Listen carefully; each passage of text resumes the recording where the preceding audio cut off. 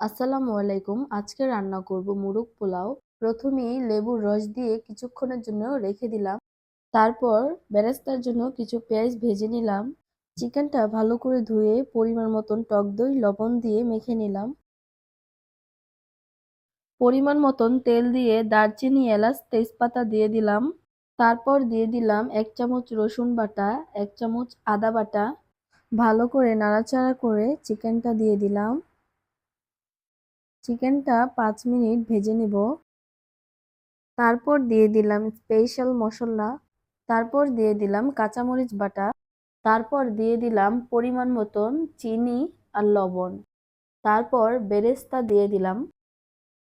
দিয়ে দিলাম কাজু বাদাম বাটা। ভালো করে নাড়াচাড়া করে কিছুক্ষণের জন্য ঢেকে দেব। তারপর 1 কাপ পানি দিয়ে দেব।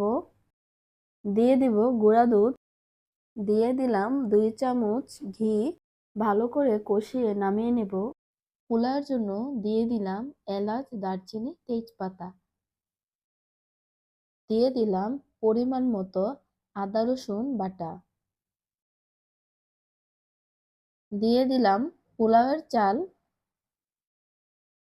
দিয়ে দিলাম পরিমাণ মতন লবণ। দিয়ে দিলাম কিচমিচ, আলু বোখরা। চালটা ভালো করে ভেজে তারপর দিয়ে দিলাম পরিমাণ মতন গরম পানি। দিয়ে দিলাম পরিমাণ মতো গুঁড়া দুধ।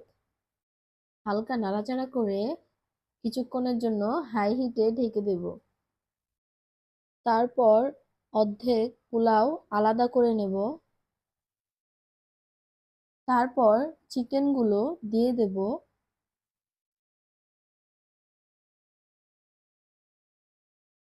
দিয়ে দিলাম বেরেস্তা, 2 চামচ ঘি, 2 চামচ কেওড়া জল। দিয়ে দেব 5-6টা কাঁচামরিচ। দিয়ে দিলাম অর্ধেক রেখে দেওয়া পোলাও উপর দিয়ে। দিয়ে দেব উপর দিয়ে বেরেস্তা। কিছুক্ষণ লো হিটে রেখে নামিয়ে নেবেন। ফাইনালি আমার মোরগ পোলাও হয়ে গেছে। সবাই ভালো থাকবেন, সুস্থ থাকবেন। আল্লাহ হাফেজ।